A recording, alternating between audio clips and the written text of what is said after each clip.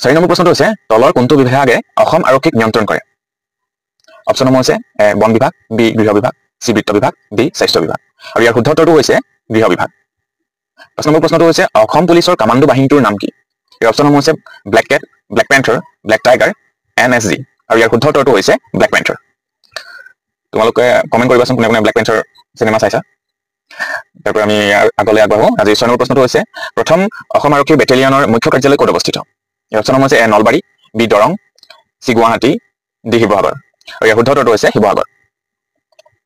7 number প্ৰশ্নটো হৈছে অসম আৰক্ষীত কিমান বেটেলিয়ন আছে এপিবিএন কিমান আছে এই অপচন নম্বৰ হৈছে 14 16 24 নে 25 আৰু ইয়াৰ শুদ্ধ উত্তৰটো হৈছে 14টা